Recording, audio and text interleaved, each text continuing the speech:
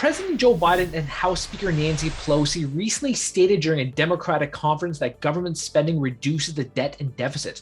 But I thought spending, especially when you're taking less in, adds to the deficit. What are they getting wrong exactly? Or is this a tenet of Bidenomics that economic students have not studied yet in school?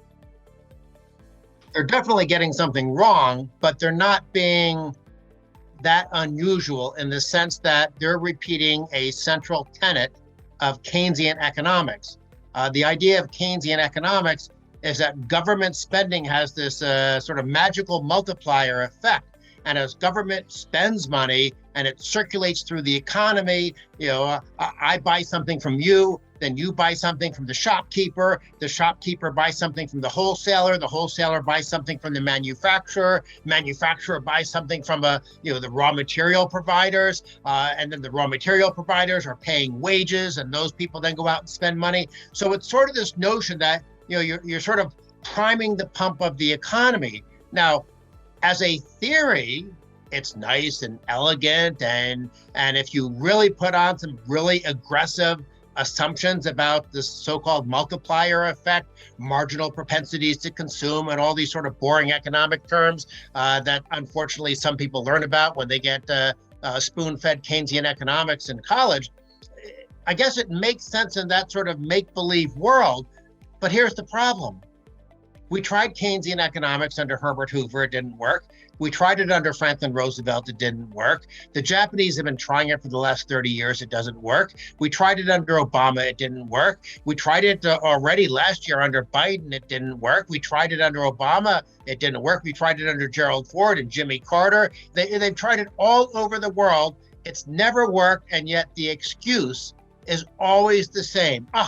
If only we spent more, we would have gotten this magical pump priming effect where you create this virtuous cycle of people spending more, and somehow you wind up, even though the government's spending money, you wind up somehow making the economy so strong that it generates enough tax revenue that you offset the new spending. Now, by the way, two final points, and I'm sorry to sort of filibuster here.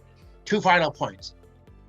I think most Keynesian economists, sort of the professional adult ones, wouldn't really say that Keynesian economics, the new spending, they wouldn't claim that it's self-financing, just like serious supply-side economists wouldn't claim that most tax cuts pay for themselves. But they would make the argument that you would have this Keynesian stimulative effect nonetheless. And then the second point I'll make is that this isn't the first time Nancy Pelosi has claimed this.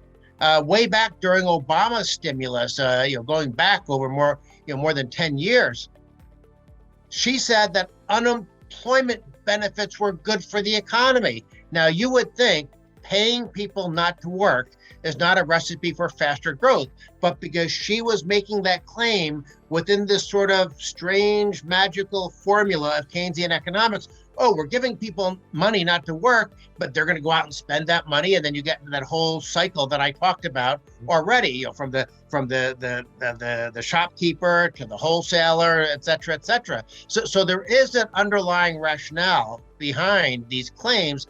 I just don't think it holds water. I don't think it makes sense when you put it to the empirical test.